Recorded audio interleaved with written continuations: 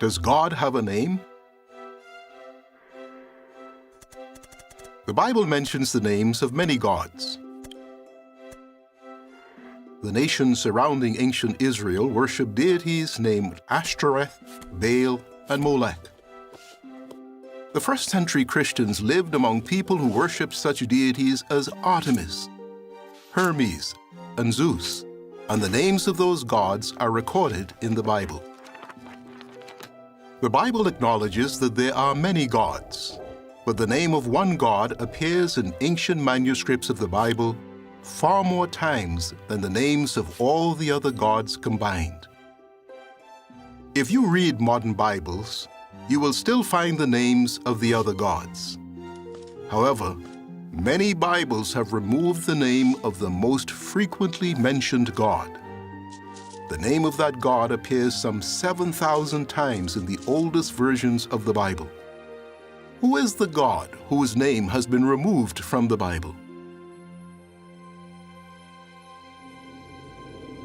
The first part of the Bible, often called the Old Testament, was written in Hebrew and a related language, Aramaic. In Hebrew, God's name is represented by 4 letters. Hebrew is read from right to left. In English, those 4 letters are rendered by the consonants Y, H, W, H. The original vowel sounds used in God's name are unknown, but the 4 letters representing God's name appeared throughout ancient Bible manuscripts and have been inscribed in many other locations. In English, a popular rendering of God's name is Jehovah. Another rendering is Yahweh. Some Bibles use one of these forms of God's name at Psalm 83, verse 18, and in several other places.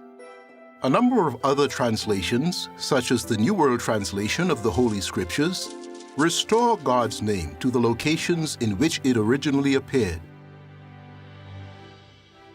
Since God had his personal name included in the Bible some 7,000 times, he no doubt wants us to know and use that name. In the law God gave to Israel, he told Moses to write, "Listen, O Israel, Jehovah our God is one Jehovah." Jesus quoted that passage from the law, so he obviously knew and used God's personal name. In one of his final prayers before his death, Jesus said to Jehovah God, "I have made your name known." A man can have many titles: husband, father, architect, and a personal name such as John. In the same way, God has many appropriate titles: Almighty, Creator, and Lord. He also has a unique name, one not shared by any other God. That name is Jehovah. You may wonder, what is God like? Does Jehovah care about us?